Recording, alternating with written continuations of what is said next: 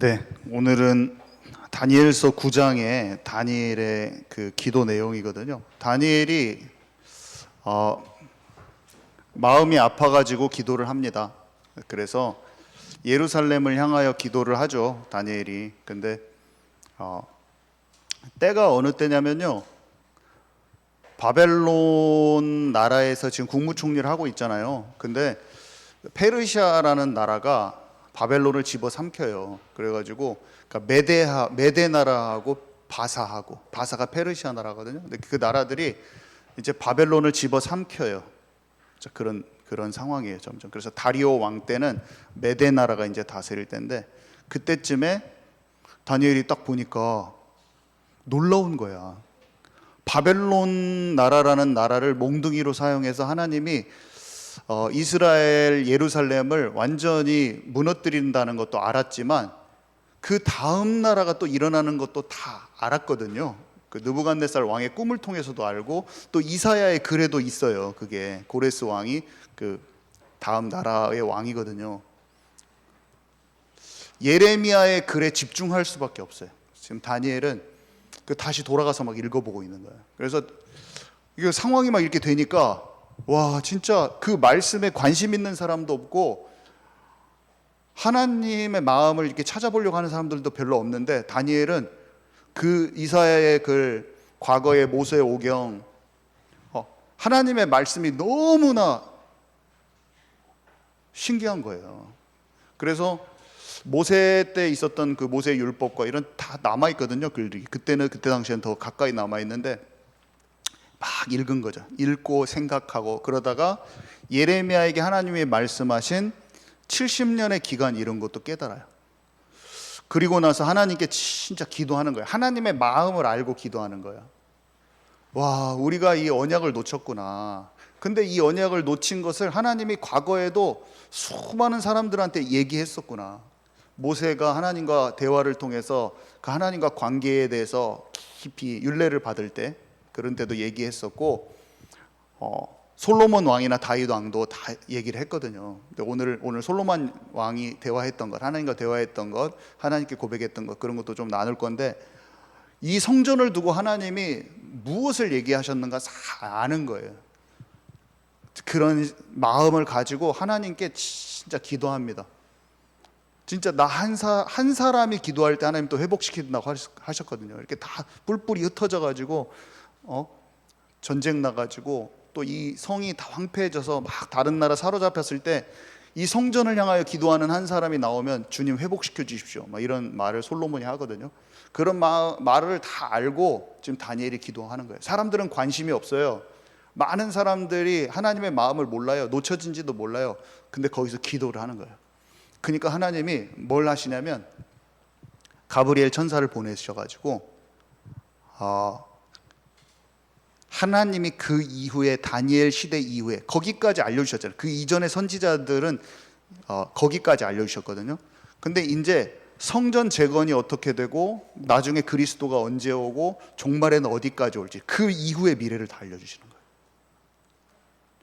우리가 똑같은 거예요. 이 시대에 여러 가지 큰 사건을 보고 어려운 일들이 있을 때 성경에 관심이 없어요. 성경의 예언들을 깨닫지 못해요. 성경 말씀을 보는데 이렇게 눈이 열려지지 않아. 뭔가 깊이 모르는데 알아지는 거예요. 다니엘이 말했던 이 기한들도 이해되어지고 똑같아. 다니엘이 예레미야의 글을 읽었듯이 우리가 마태복음 24장이나 다니엘의 글이나 계시록의 글이 지금 현 시대를 말하고 있다는 것이 직감적으로, 영적으로 알아지는 거예요. 그래서 거기에 관심 있고 기도하잖아요. 진짜 회복돼야 될 것들을 기도하는 거예요. 성읍이 황폐된 것을 놓고 다니엘이 기도했듯이 이 시대의 교회가 무너진 것을 놓고 기도하고, 그런 것들을 놓고 진짜 기도하고 우리가 하나님께 딱 그렇게 가잖아요. 그럼 하나님이 영적으로 우리에게 하나님의 마음을 풀어주셔요. 어떤 식으로든지 우리에게 하실 일을 알려주시는 거예요. 우리를 통해서 하실 일을 알려주시는 거예요. 미래에 있을 일들을 더 구체적으로 알려줘요. 계시가 임합니다. 우리는 이 비밀을 알고 이 살아계신 하나님이 지금도 역사하고 계시고 우리와 함께 하신다는 것을 아시는 저와 여러분 되기 바랍니다. 그래서 전체적인 것을 좀 나누자면요, 지금 예루살렘이 파괴돼서 유대인이 귀환하기 전에, 지금 여기가 점선을 제가 했는데, 여기가 지금 다니엘이 9장에 지금 9장에 그 기도한 타임이에요 지금. 그리고 제가 여기에 점선을 적었는데, 이거는 예수님이 오시고 교회가 탄생해서 예수님이 재림 전에 우리는 이 시간표에 살고 있다고 제가 보여주기 위해서 이 점선을 그렸습니다. 다니엘은요, 이 앞에까지의 언약의 흐름을 잘 알고 있었던 것이고요. 우리는 이 시점에서 다니엘이 했던 예언, 사도 요한이 했던 예언, 예수님 했던 예언까지 다 알고 있는 상황에서 여기서 살고 있어요. 아담이 하나님께서 여자의 후손의 약속을 주셨죠. 뱀의 머리를 박살낸다는 구원자의 약속을 주셨는데, 그 구원자를 보내기 위해서 하나님은 아브라함을 택하셨어요. 그래서 네 씨로 말미암아 천하 만민이 복을 얻으리라. 그 땅이 가나안 땅인데 예루살렘이잖아요. 그 예루살렘은 사실은 제가 말했지만 장소이기도 하지만, 예수님이 예루살렘아 예루살렘아 했을 때는 모델적으로 하나님과 관계가 회복돼야 될 그 백성을 뜻한다고 그랬잖아요. 예루살렘이라고 불렀을 때 시온의 백성들아, 시온에 따라, 이것도 같은 말이에요. 예루살렘아 시온에 따라, 구약성경에 시온에 따라, 그게 딸이 신부란 뜻이야. 신부, 여자, 남편과 아내, 그 딸은 또 여자로서 그 뜻이에요. 신부, 시온에 따라, 그게 내 백성들, 이스라엘 백성들을 뜻하는 거예요. 예루살렘아, 그러니까 그 땅하고 내 백성, 그리스도가 올 땅이기도 하고 언약을 받은 그 백성들을 뜻하기도 하고, 그 땅, 예루살렘 땅, 아브라함이 거기 가야 된다는 거예요. 근데 거기가, 예루살렘이라는 것은 언약 백성을 뜻한다니까. 장차 그리스도가 오셔서 빛을 발하는 그 백성이, 일어나라 빛을 발하라, 여호와의 영광이 너에게 임하였다. 그리스도가 오실 때 그 영광의 빛이 쫙 비친다는 거거든요. 이것을 했을 때 피제사를 드리면서 희생제사를 하면서 하나님께서 이 약속을 주셨는데, 그 희생제사가 고스란히 들어간 것이 모세가 받은 성막이라는 시스템 안에 어린 양의 피 바르고 그 지성소 안에 들어가는, 즉 예수 그리스도를 통해서 하나님의 임재 가운데로 들어가는 이 모든 가장 중요한 내용이 포함되어 있는 시스템이 성막이라는 시스템이에요. 그래서 아브라함의 후손들이 이집트에서 노예 생활하고 있다가 모세를 통하여 광야로 나왔죠. 이때 이스라엘 백성들은 광야에 있었는데요, 광야에서 성막이라는 시스템으로 하나님과 예배를 회복했다니까요. 하나님과 그 관계 속에 들어갔어요. 하나님께서는 두 가지를 주셨어요. 그때 피제사와 율례를 주셨어요. 한마디로 예수 그리스도와 말씀을 주신 거예요. 뭡니까? 예수 그리스도는 우리의 모든 것을 덮어주고 하나님을 만나는 길이고, 말씀은 뭡니까? 주님과 교제 가운데 가장 필요한 게 말씀이에요. 그 말씀을 따라갈 때 우리가 모든 것을, 악을 이기거든요. 그래서 그 말씀에 어긋나는 거는 피제사드리고 주님께 회개하고, 그 번제랑 모든 소제 이런 게 잘못했을 때 막 병 들어가지고 오면은 제사장이 같이 제사 지르면 치유받고 회복되고 막 그런 거예요. 예수 그리스도를 기본적으로 드리지만 속건제, 속죄제 이런 것은 우리가 범죄했을 때 용서받습니다. 똑같아요, 원리가. 그것이 가나안 땅을 정복해서 다윗이 여부수 족속, 가나안 족속의 땅, 맨 마지막에 정복되지 않은 7번째 여부수 족속의 땅을 뺏어서, 거기가 예루살렘이라니까요. 그 자리가 성전산이고, 거기에 다윗이 언약궤를 찾아와서 장막을 짓고, 그 아들인 솔로몬이 여기에 성전을 짓습니다. 그래서 이 성전이라는 것은 아담에게 약속하신 그리스도의 언약이 고스란히 담겨서 여기까지 온 거예요. 그런데 이 약속이 하나님과 관계가 깨지니까 하나님께서 그 예루살렘을 파괴시키셨어요. 선지자들에게 계속 말씀해 주시다가 어느 날 진짜 파괴가 됩니다. 예루살렘 성읍이 파괴돼요. 그거는 하나님의 심판을 뜻하고 하나님의 회개를 원하세요. 돌이키기를 원하세요. 근데 사람들이 몰라요. 관심이 없고. 근데 유대인들이, 하나님께서 70년의 기간을 바벨론 나라하고 페르시아 나라하고 있을 때, 바벨론하고 페르시아 나라가 있을 때죠, 여기는. 그때 유대인들을 70년 만에 귀환시키려고 계획을 갖고 계십니다. 근데 사람들이 알지 못할 때 다니엘이 오늘 기도하는 거예요. 다니엘이 기도할 때요,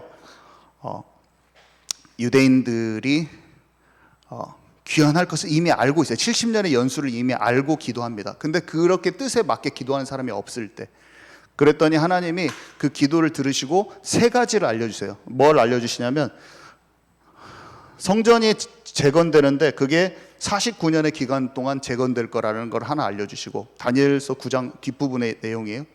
가브리엘이 와서 알려준 내용.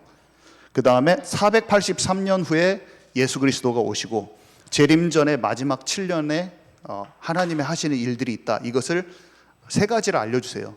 근데 그 내용이 우리가 그렇게 많이 들었던 다니엘의 70일의 예언이에요. 성경에서 제가 쉽게 써놓은 거예요. 쉽게 알기 쉽게. 성경을, 쉬운 성경을 써보면 쉽게 써 있어요. 또 이해하기 쉽게 나중에 읽어보시면 되고요. 제가 오늘은 그냥 이것을 뭐다 정확히 이거 아는 것보다 더 중요한 게 뭐냐면, 하나님의 역사를, 하나님의 언약적인 흐름을 이해하고 있던 한 사람이 알고 기도했더니 하나님께서 하나님의 하실 일을 쫙 알려주세요. 우리는 이 시대에 하나님이 진짜 원하시는 그 마음을 알고 기도하고, 그 마음을 알고 기도하니까 하나님이 더 새롭게, 더 하나님이 하실 깊은 것을 또 알려주십니다. 우리는 무엇을 하기 전에요, 성경을 통해서 언약을 잘 발견하고요, 그 다음에 오늘 하나님의 마음으로 다 기도하는 거예요. 다른 기도가 아니라 언약적인 한을 가진 그 기도, 하나님의 마음을 아는 기도. 그러면 하나님이 마지막 때 하실 일, 또 나를 통해서 하실 일에 대해서 깊이 알려주신다니까요. 그래서 이것을 잘 받는 저와 여러분 되기 바랍니다. 네. 그래서 오늘은 제가 여기를 설명할 거예요. 제가 여기를 막 설명했었죠. 창세기 15장 막 옛날에 설명 많이 했고, 오늘은 여기, 그 다음에 다니엘서 9장. 모세는 신명기 28장에 이제 율례도 주셨지만, 율례의 본질적인 동작이 되는 부분, 하나님과 어떤 소통이 이루어져야 되는가를 가장 설명을 잘하고 있는 게 신명기 28장이어서 여기 잠깐 들여다볼 거고요. 다 구절을 다 못 봐요. 몇 개만 볼 건데, 여러분들은 신명기 28장을 전체를 읽으시면 돼요. 오늘 제가 핵심 포인트만 알려드리고, 그리고 솔로몬이 성전 봉헌식을 해요. 성전을 짓고, 그때 하나님, 솔로몬의 고백과 하나님께서 말씀해 주신 내용이 열왕기상 8장에 적혀져 있어요. 여기에 또 언약적인 그런 내용이 다 들어 있습니다. 그 대화에. 그리고 다니엘서 9장에 다니엘이 기도에 그 내용이 다 들어 있어요. 근데 되게 신기한 게 예수 그리스도와 그 말씀이에요. 예수 그리스도와 계명, 예수 그리스도와 그 계명, 예수 그리스도와 어린 양과 율례, 희생 제사와 율례, 그 다음에 여호와 하나님과 말씀, 딱 이겁니다. 그리고 하나님과 사랑하는 관계라고 이렇게 얘기해요. 심지어 신명기에도 그랬어요. 저는 신명기 30장 이 내용을 너무 좋아하는데, 왜냐하면 여기를 읽고 28장, 29장, 30장을 읽고 나서 깨달았어요. 구약에서 하나님이 원했던 것이 어떤 행위적인 율례가 아니었다는 것을 깊이 알게 된 때가 있었어요. 그때도 지키는 억지 순종이나 이런 걸 원하는 게 아니라 그때도 마음을 원하셨더라고요. 그때도 사랑하는, 사모하는 마음을 원하셨지 행위적으로 지키는 걸 원하시지 않으셨더라고요. 지키는 그 동기를, 중심을 원하셨더라고요. 저는 이거가 알아졌을 때 너무 신기하더라고요. 구약에 있었을 때 하나님을 사랑하는 마음이나 지금이나 똑같은 거예요. 똑같습니다. 하나님의 말씀을 지키는 것이 하나님과 그 진짜 관계 속에 들어가는 거더라고요. 여호와의 말씀을 청종하는 자. 저는 잘 몰랐을 때는요, 뭔가를 잘 지키면 복 주고 말 안 들으면 혼나, 이런 건 줄 알았는데 아니었어요. 모든 규칙은요, 관계를 위한 거예요. 관계. 제가 그때 설명 한번 했잖아요. 남편이 아내를 위해서 기념일마다 꽃을 주는 게 형식이 되면 안 되잖아요. 이 날에는 결혼 기념일 날에는 꽃을 꼭 사주는데 그게 형식이 되면 안 되잖아요. 주님께서 우리에게 주신 율례가 뭘 하지 마 해. 이날은 이렇게, 안식일에는 쉬어. 뭐 할래 받아, 아니면 뭐는 하지 마, 이런 것들이 그것을 그날은 지켜야지 이런 게 아니라 거기에 담겨 있는 진짜 뜻을 알고 자발적 순종, 사모하는 마음에서 오는 순종. 말씀이 꿀송이처럼 달다, 그 말은 하나님의 말씀이 너무 귀하고 좋고 그런 걸 뜻하거든요. 하나님의 율례가 그렇게 지켜지기를 원하셔서, 그게 악한 자에게 가는 거기 때문에, 사탄에게 가는 거기 때문에, 그게 속는 거기 때문에, 영적으로 하나님을 떠나는 것이기 때문에 알고 기꺼이 순종, 기쁨으로 순종, 감사함으로 순종, 그분의 말씀을 듣고 싶고 알고 싶고 더 깊이 알고자 하는 데서 나오는 그 순종을 얘기하는 거예요. 여러분 아멘이십니까? 그거예요. 구약도 신약도 마찬가지고. 그래서 살인하지 말라. 그럼 근본 미워하는 것이 그 하나님의 마음을 떠나는 것이라니까요. 그러니까 살인하지 말라는 모세의 율법과 미워하는 게 살인한다는 말하고 똑같은 거예요. 왜 그냥 본래 옛 언약과 새 언약이 같은 거예요. 근데 지켜야 되는 입장이고 행위적인 입장인 사람은 내가 죽이지는 않았으니까 모세의 율법은 지켰어, 이런 식으로 나옵니다. 그 사람의 마음을 모르는 순종이죠.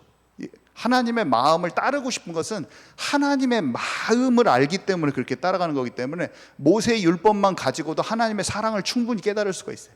하나님과 관계 속으로 들어가는 걸 충분히 깨달을 수가 있어요.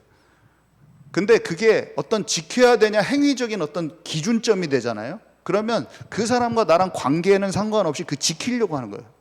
가족들이 저녁에 아버지가 10시에 무조건 통금 시간을 정했어. 그래서 저녁에 그 시간 되면 우리 자기 전에 기도도 하고 얘기한다. 그러면은 가족의 진짜 화합과 함께하고 마음을 나누는 것을 위해서 정한 건데, 자꾸 이 사람이 마음에도 없는데 10시에 정확히 와가지고 안 늦었잖아 막 하면서 막 하는 거예요. 맨날 그런 입장이야.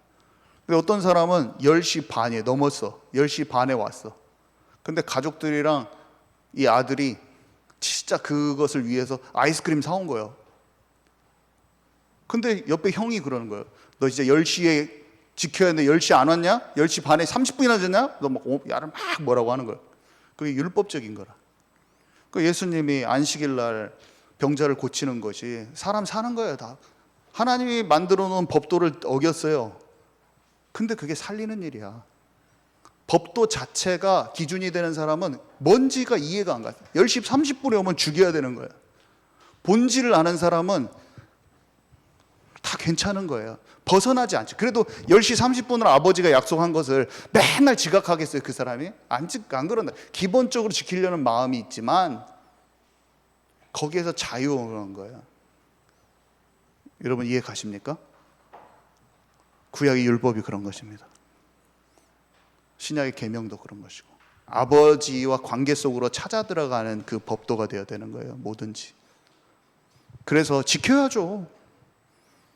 그렇지만 그 지키는 게 하나님의 마음을 찾아 들어가는 쪽으로 지키는 거예요. 그것을 알 때 얼마나 기쁜지요. 모세의 십계명과 모든 율례 가운데 하나님의 마음이 너무 느껴져요. 그래서 시편 119편에 다윗이 내가 주의 율례에 지키는 그 길에 내가 서 있을 겁니다. 율례를 지키지 않아도 된다고 하는 사람들의 그런 사람들의 말에, 비방에 내가 속지 않을 것입니다. 주의 계명이 나를 원수보다 더 지혜롭게 합니다. 하나님의 말씀이 내가 꿀송이보다 더 다나이다. 우리가 예수님의 말씀을 주님을 사랑하기 때문에 더 잘 지키는 거예요. 그 안에 있는 것. 그리고 벗어나는 것보다 지키는 게 더 중요해요. 그러니까 때로는 너무 그 율례에 매여 있지 않아요. 우리한테 필요 없는 율례. 이것을 깊이 이해하는 저와 여러분 되기 바랍니다. 본질이에요. 본질. 주님과 함께하는 것. 자, 그래서요 모세가 신명기 28장에 이 청종하는 복, 여기 한번 같이 읽겠습니다. 신명기 28장 1절 같이 읽겠습니다. 시작. 잠깐만요. 우리 마이크 좀 켜주시고요. 좀 이런 것 좀 잘 좀 할 때만 하면 안 되잖아요. 우리 신명기 28장 1절 우리 함께 읽습니다. 시작. 내가 내 하나님 여호와의 말씀을 삼가 듣고 내가 오늘 내게 명령하는 그의 모든 명령을 지켜 행하면 내 하나님 여호와께서 너를 세계 모든 민족 위에 뛰어나게 하실 것이라. 네, 신명기 28장의 앞부분은요, 들어와도 복을 받고 나가도 복을 받고 네가 하는 네 손으로 하는 모든 일에 복을 줄 것이다. 때를 따라 비를 내리고 자녀들까지 다 복 받는다고 돼 있어요. 자, 그리고 청종하지 않았을 때 한번 읽도록 하겠습니다. 시작.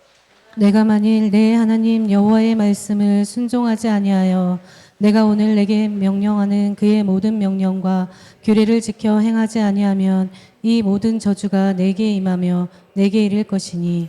네, 경제 문제, 질병 문제, 전쟁 문제, 가정 문제, 자녀 문제, 그 다음에 특히 적군에게 성읍이 에워싸여서 강대국에게 끌려가고 흩어질 것이라고 말씀해 주셨죠. 이스라엘 백성들에게 하나님께서 모세를 통해서 주신 말씀이었어요. 근데 이것은요, 진짜 살아있는 관계를 뜻한 거였다고 제가 말했잖아요. 그래서 신명기 30장에 있는 세 구절 함께 읽도록 하겠습니다. 시작. 내가 오늘 내게 명령한 이 명령은 내게 어려운 것도 아니요 먼 것도 아니라 오직 그 말씀이 내게 매우 가까워서 내 입에 있으며 내 마음에 있은즉 내가 이를 행할 수 있느니라. 내 하나님 여호와를 사랑하고 그의 말씀을 청종하며 또 그를 의지하라. 그는 내 생명이시요 내 장수이시니 여호와께서 내 조상 아브라함과 이삭과 야곱에게 주리라고 맹세하신 땅에 내가 거주하리라. 네, 여기 보면은 분명히 써 있어요. 그 지키는 게 마음에도 없는데 막 행위적으로 지켜서 복 받기 위한 게 아니에요. 네가 내 말 잘 들으면 내가 이런 복 줄게, 그런 게 아니에요. 복은 따라오는 것일 뿐이고요. 네가 말 안 들으면 벌 줄게, 막 이런 게 아니에요. 규칙과 규범의 목적은 관계라니까. 하나님을 사랑하는 거, 그분과 관계 속으로 들어가는 거예요. 정말 많은 사람들이요, 이것을 잘 이해 못합니다. 그냥 내가 이것을 지키면 복 받는다고 이렇게 생각해요. 그래서 하나님의 법을 잘 지켜야지, 그래서 내가 복 받지. 아유, 안 지키면 늘 두려워, 힘들어, 어려워. 근데 그게 아니에요. 본래 그래요, 본래. 하나님과 관계 속에 들어가는 거예요. 여러분, 이게 이해 가십니까? 이해 가시죠? 이거 잘 이해가 돼야 돼요. 그때도 원하시는 게 막 뭐를 막 정해놓고, 막 법들을 정해놓고, 규칙들을 정해놓고, 이것들을 지키면 너를 복 주고, 그러면 그렇게 안 하면 벌 줄 거야, 막 이런 입장이야, 하나님은. 예수 그리스도 통해서 우리가 생명을 얻고 하나님과 교제 가운데 들어가는 그 원리, 언약을 기억하고 주님의 말씀을 마음에 담고 주님 여호와를, 하나님을 사랑하는 거예요. 그게 본래 하나님이 원하시는 거라니까요. 그래서 자, 솔로몬 봅시다. 솔로몬은요, 그래서 이제 이 솔로몬이 이제 가나안 땅에 들어와서 이렇게 솔로몬이 성전을 지었을 때 그 성전산이 어디였냐면, 참으로 놀랍게도 이 아브라함이 자기 아들 이삭을 바치려고 하는데 아들 대신 하나님께서 수양을 주신 산이에요. 참 너무 신기하죠. 거기에 성전이 지어집니다. 그러니까 예루살렘에서 지어졌어요. 거기에 성전이 지어지는데 이 성전은 흐름이 정말 굉장해요. 여기 한번 읽어봅시다. 열왕기상 8장 57절에서 62절 말씀 우리 함께 읽도록 하겠습니다. 시작. 우리 하나님 여호와께서 우리 조상들과 함께 계시던 것 같이 우리와 함께 계시옵고 우리를 떠나지 마시오며 버리지 마시옵고 우리의 마음을 주께로 향하여 그의 모든 길로 행하게 하시오며 우리 조상들에게 명령하신 계명과 법도와 율례를 지키게 하시기를 원하오며 여호와 앞에서 내가 간구한 이 말씀이 주야로 우리 하나님 여호와께 가까이 있게 하시옵고 또 주의 종의 일과 주의 백성 이스라엘의 일을 날마다 필요한 대로 돌아보사 이에 세상 만민에게 여호와께서만 하나님이시고 그 외에는 없는 줄을 알게 하시기를 원하노라. 그런즉 너희의 마음을 우리 하나님 여호와께 온전히 바쳐 완전하게 하여 오늘과 같이 그의 법도를 행하며 그의 계명을 지킬지어다. 이에 왕과 및 왕과 함께한 이스라엘이 다 여호와 앞에 희생 제물을 드리니라. 아멘. 딱 희생제사가 딱 드러나고 그 다음에 뭐가 드러납니까? 주의 말씀인 그 계명을 딱 담는 것이 들어가 있고 또 하나가 들어가 있죠. 그걸 하는 본질이 뭐냐? 마음이라는 거예요. 마음. 억지 순종이 아니라 사랑하는 마음이라는 거예요. 계명을 지키는 동기 자체가 사랑하는 마음이에요. 이들이 계속 성전을 통해서 기억하는 건 뭐예요? 하나님께서 장차 메시아를 보내신다. 예수 그리스도가 아니면은 우리는 하나님께 갈 수 없어. 다 그 기억하는 거죠. 그리고 뭐예요? 주님의 말씀을 내가 떠나지 말아야지. 그 주님의 말씀 떠나면 내가 악한 자의 길에 쓰고 마귀를 따라가는 거구나. 근데 그거를 지키는 게 내 힘이 아니라 뭐예요? 하나님의 그 마음을 아는 사랑하는 마음. 그렇게 온전히 주님을 따르고 싶은 그 마음이라는 거예요. 계시록에 보면요, 용과 더불어 싸우는 남은 자손, 그 자손이 가지고 있는 특징이 있는데 하나가 뭐냐면 예수 그리스도의 흔적이 그 가슴팍에 있는 사람이에요. 그 다음에 주의 계명을 지키는 남은 자, 이렇게 돼 있어요. 특징이 딱 두 개 있어요. 남은 자의 특징이 뭐냐면 예수 그리스도의 흔적이 있는 사람, 그리스도가 생명인 줄 아는 사람, 그 다음에 하나님의 말씀을 떠나지 않는 사람, 온 마음으로 그것을 딱 하는 사람. 그게 두 가지입니다.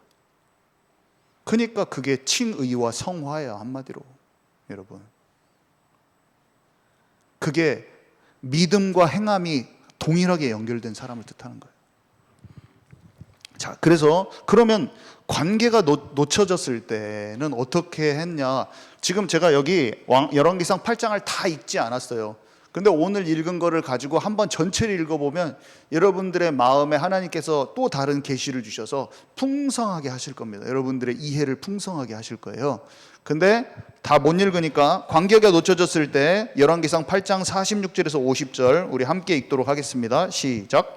범죄하지 아니하는 사람이 없사오니 그들이 주께 범죄함으로 주께서 그들에게 진노하사 그들을 적국에게 넘기심에 적국이 그들을 사로잡아 원근을 막론하고 적국의 땅으로 끌려간 후에 그들이 사로잡혀 간 땅에서 스스로 깨닫고 그 사로잡은 자의 땅에서 돌이켜 주께 간구하기를 우리가 범죄하여 반역을 행하며 악을 지었나이다 하며 자기를 사로잡아 간 적국의 땅에서 온 마음과 온 뜻으로 주께 돌아와서 주께서 그들의 조상들에게 주신 땅 곧 주께서 택하신 성읍과 내가 주의 이름을 위하여 건축한 성전 있는 쪽을 향하여 주께 기도하거든 주는 계신 곳 하늘에서 그들의 기도와 간구를 들으시고 그들의 일을 돌아보시오며 주께 범죄한 백성을 용서하시며 주께 범한 그 모든 허물을 사하시고 그들을 사로잡아 간 자 앞에서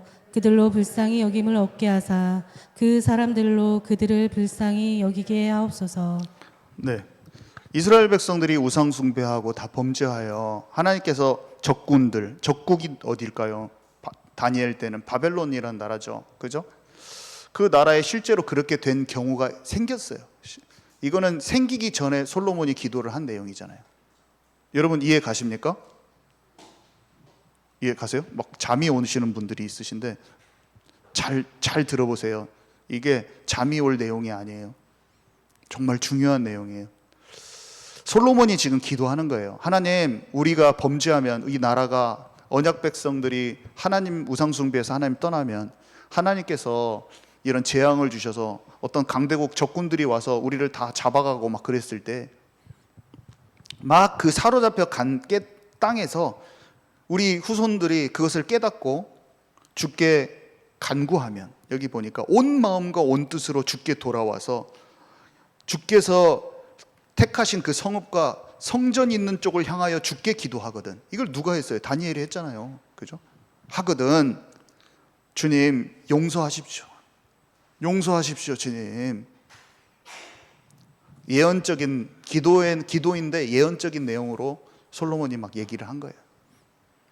다니엘은요, 하나님과 살아있는 관계가 무엇인지, 그리스도 희생제사와 그 말씀 안에 거하는 비밀이 얼마나 중요한지 알았어요. 이 성전에 똑같아요. 성전에 보면은 성전에도 아까 희생 제사를 드리리다 똑같잖아요. 주의 계명과 율례와 예수 그리스도가 똑같은 거. 그 나중에 사도 요한도 계시록에 말했다고 했잖아요. 근데 이스라엘 백성들이 우상 숭배하고 범죄하면 어떻게 해달라 그런 말도 다 했어요. 이렇게 하나님의 사람들이 하나님과 대화했고 했던 모든 기록들을 다니엘은 다 알고 있습니다. 이것을 배경으로 해서 이사야 선지자, 예레미야 선지자 이런 사람들이 그 애통한 마음으로 그 시대를 향하여 말했던 것까지 알고 있어요. 그러면서 다니엘이 그런 사건들을 만났을 때, 바벨론이 침공하고 페르시아가 바벨론을 집어삼킬 때 이 이사야의 글들과 예레미야의 글에 집중하면서 읽을 수밖에 없었다니까요. 그래서 다니엘은요 세상에 동화되지 않았어요. 여러분, 세상에 동화되지 않았어요. 뜻을 정했잖아요. 왜 이 사람이 이거를 들려지냐, 여러분. 세상에는 먹고 사는 문제가 많고 여러분 공부해야 될 것도 많고 그래갖고 이게 안 들려져요. 이사야의 글을, 다니엘의 글이 관심이 없어요. 다니엘의 글은요 살아서 역동적으로 움직이면서 이 시대와 마지막 때를 막 조명하면서 엄청난 예언서예요. 그 어떤 것보다 마지막 때를 잘 설명합니다. 다니엘서하고 요한계시록이 그렇거든요. 우리 시대를 가장 잘 설명하는 예언서입니다.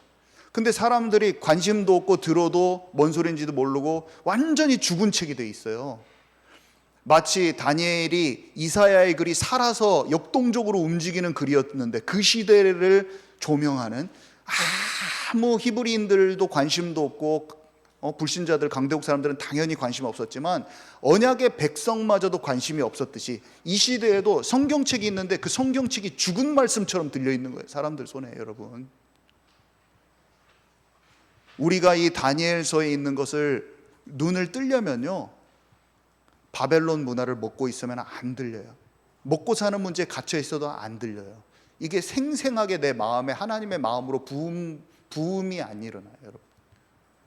근데 하나님의 말씀을 즐거워하고 주야로 묵상하는 자는 여기까지 다 알게 됩니다. 처음에는 복음이 맛있죠.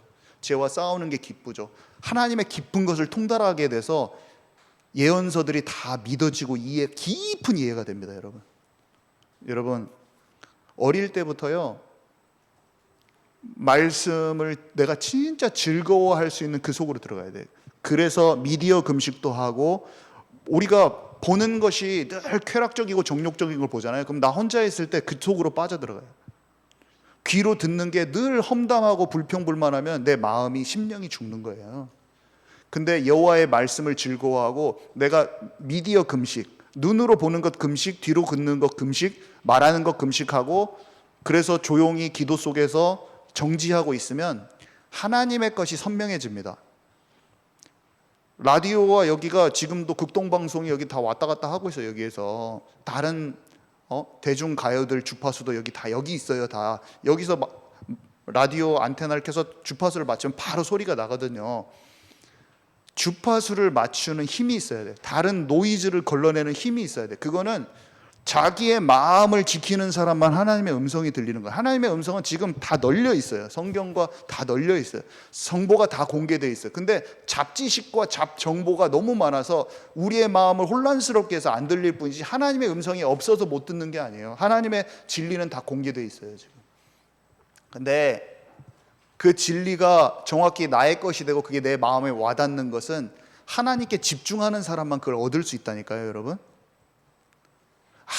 아무도 그게 안 알아지는데 다니엘은요 혼자 하나님의 말씀이 너무 믿어지는 거예요. 혼자 하나님의 말씀이 시대를 움직이는 게 보이는 거예요. 그 가운데서 기도했는데 새로운 영적 통찰이 천사로부터 옵니다. 근데 우리들에게 하나님의 음성을 듣는 그 일이 반드시 일어나는 거예요. 더 깊은 게 알아집니다. 그래서 첫 번째 단계는 예수 믿고 성령 충만 받으면 말씀을 통해서 깊은 것에 집중하고 기도하면 돼요. 말씀 묵상하고 기도. 그러면 하나님이 우리를 향한 깊은 것을 더 깨닫게 하시는 거예요. 아멘이십니까?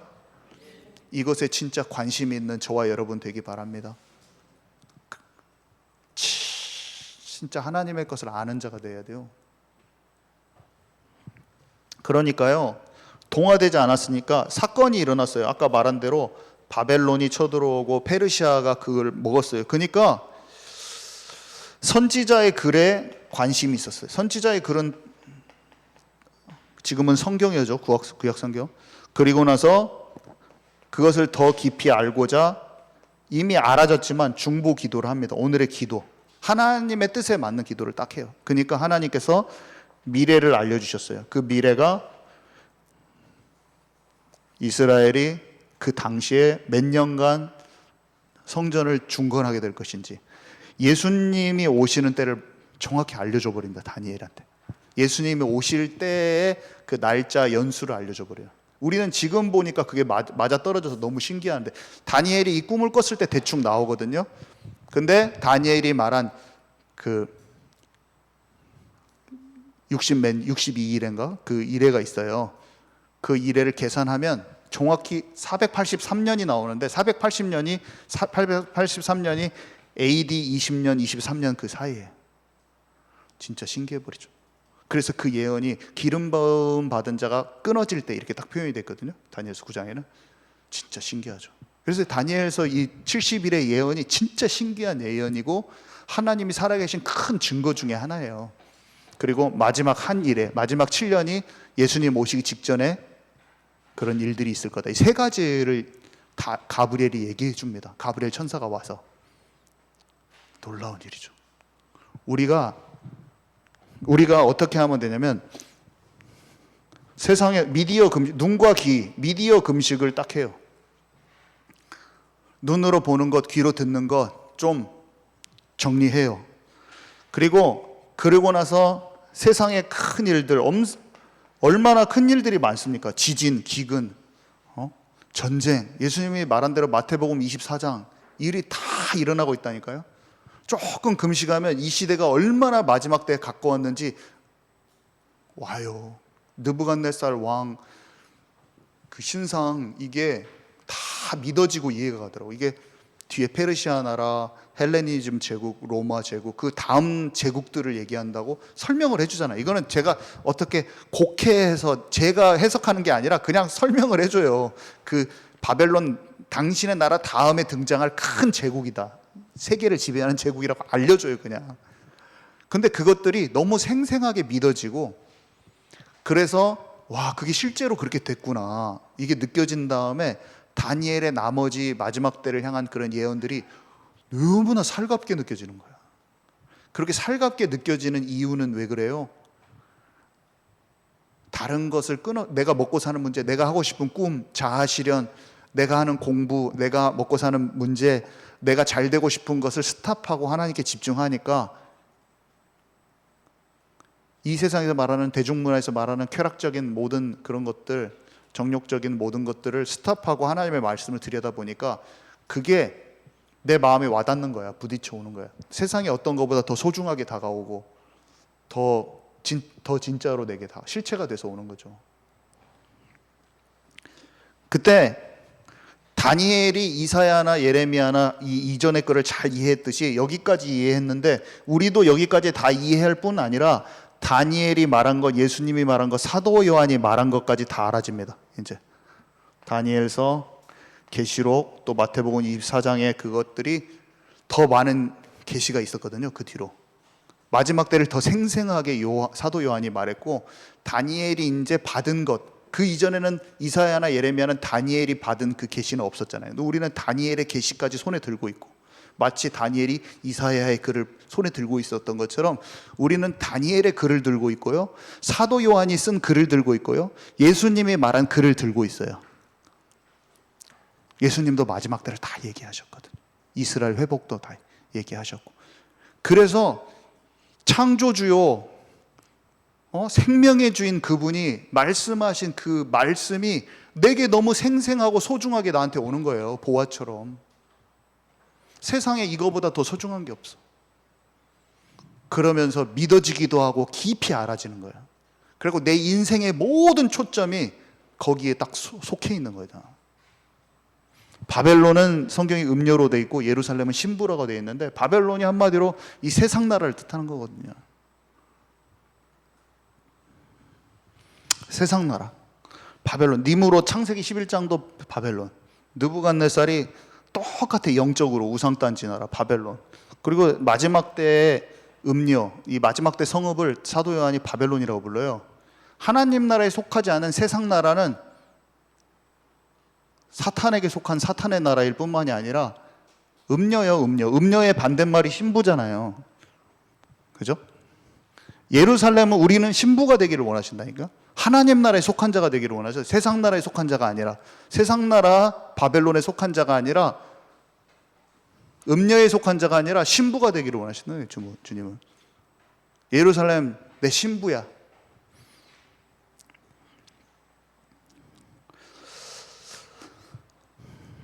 그래서 하나님의 관심은 뭡니까? 이 성전이 파괴된 것을 다니엘이 알았죠. 그 이유를. 성읍은 예루살렘을 뜻하는 건데 황폐화된 것을 보고 마음이 아팠어요. 왜냐하면 그거는 하나님을 놓쳐버린 하나님의 심판이고 하나님께서 원하시는 그 마음을 알았기 때문에 다니엘이 마음이 아팠듯이 여러분 성전이 이 시대의 교회잖아요. 하나님이 거하실 처소로 함께 지어져 가느니라. 모퉁이 돌 대신 예수님과 건물이 연결되어서 함께 지어져 가는 성전과 같이 너희는 하나님이 거하실 처소다. 교회는 성전이 교회. 성읍은 뭐예요? 아까 말했듯이 예루살렘 하나님의 백성들이 이 시대에 하나님을